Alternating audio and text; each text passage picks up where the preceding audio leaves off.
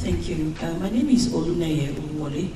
I'm the founder of African Hub International, which is we cater to SMEs. I like the point of Jerome's talking about the SMEs interested in coming to Nigeria, and of course looking at the blue chip companies who would navigate coming into Nigeria through the NIPC or the partnerships like the law firms and the banks.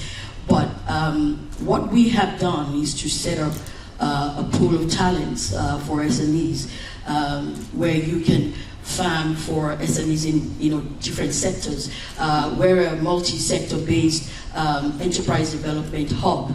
What that means is that we have SMEs in different sectors. Agribusiness, creative industry, real estate, construction, manufacturing, and all of that, tourism and travels. And what we have seen, just like Business France has mentioned, is that SMEs are looking for global expansion into global markets, as well as capital. So what we have done is looking at the percentage of SMEs in Nigeria. Of the 37 million of these enterprises, about 99% of them are still at the micro level. So, and do you have a question? The question I want to say is the answer to what you have said for SMEs is to link with talent hubs like us, like SMEs, and that's why I feel a little bit sad that the SMEs we were bringing to this forum, couldn't make it because of the visa problems and all of that. Thank you very much. Thank you. As I understand it, Stéphane Lecoq, you have a presentation you need to make just up the road. Did you want to take one of those questions just on the way out? On the question of Agribusiness, so clearly there's a point of contact at our Lagos office to discuss that. We have also an event this month on the 22nd and 23rd of October called Ambition Africa. So it's an event that will be taking place at the Ministry of Economy and Finance and organized by Business France, and in particular by our network in Africa. Just for your information, we have altogether 12 offices in Africa, whether in North or Sub-Saharan Africa. And there'll be indeed a delegation of Nigerian companies, but it's still time to register and make contact with the Lagos office if you want to participate. The point of that event is to develop really B2B meetings, like you're going to have tomorrow. Again, back to the agro-industry question, I think it's also important for Nigerian companies to attend shows like SIAL, for instance, will be coming up in October, at the time of Ambition Africa. It's important to also participate, maybe initially as visitors and then maybe as exhibitors, and to make contacts with maybe distributors in France.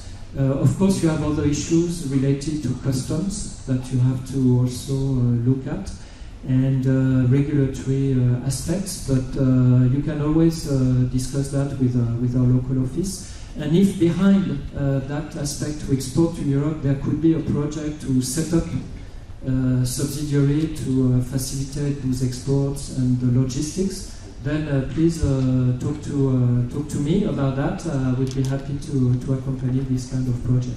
Thank you. Great, thanks very much. Round of applause for Stéphane. His contribution. Maybe if Carol wants to take some of the other questions. Not precisely, but maybe I would add one or two things. First, the question on the dispute and so on. It's exactly the way to insist on the rule of law. And it's why we have insisted so strongly on that at the beginning.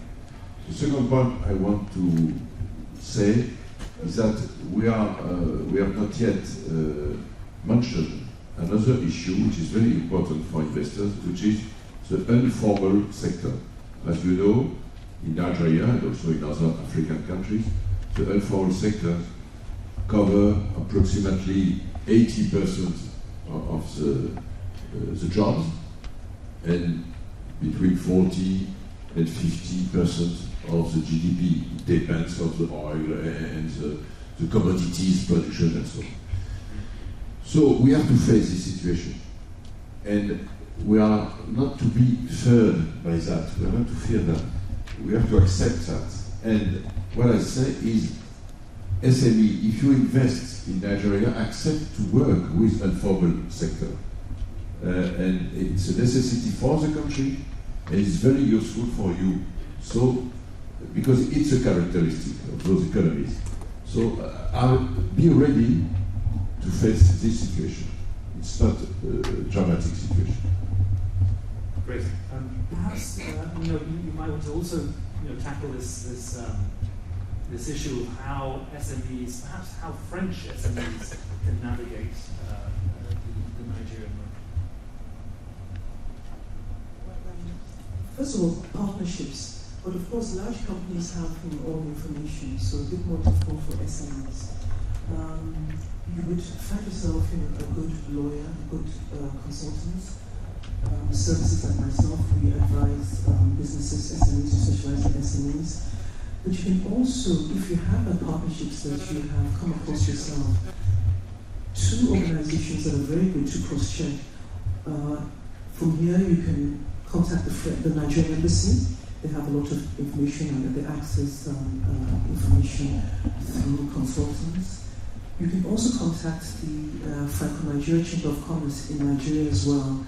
These are two very good ways to find out information and to get information on the kind of support, professional support, lawyers, accountants, tax specialists. So I think advise SMEs to go through that channel. Just in terms of dispute resolution, in terms of new contracts, another thing to look at, a lot of contracts now look at alternative dispute mechanisms within contracts through arbitration.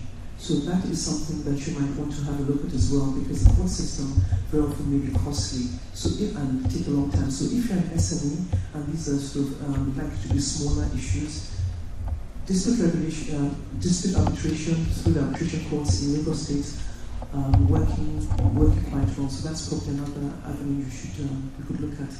And just a quick point, it's a slight diversion but important for SMEs in terms of financing and access to funding and your partnerships. There's a lot happening in the impact financing and impact investing sector. A lot happening. For example, we have All On, which is set up by Shell in off-grid power.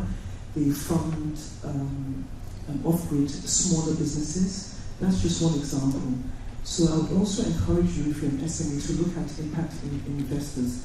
There's actually a lot of funding out there. They're looking for real worthwhile partners to work with. Thank you very much.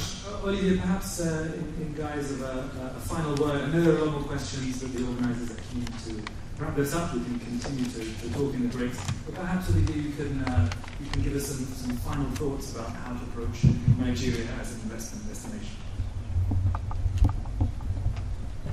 Well, I think it pays to look at people who've been in Nigeria for some time. One of our large corporate clients, European corporate clients, that we're serving out in Paris right now is a Belgian commercial plantation group. They're listed on the Lagos Stock Exchange. They're a group that, through the vagaries of exchange rate and so on, have kept investing. They've built a very sizable land bank. Now they're expanding into basically the refinery process, and their bet is exactly what was said on the onset around the demographic bulge in Nigeria and the fact that food remains a critical topic and curtailing the massive amount of effects that Nigeria spends on food imports.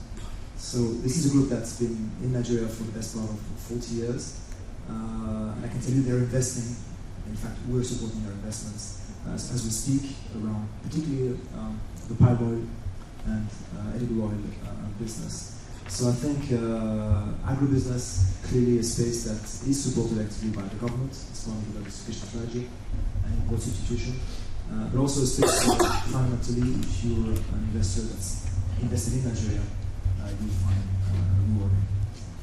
Great. Well, thank you very much to all my panelists. Please give them a warm round of applause. Thank you very much. Thank you very much.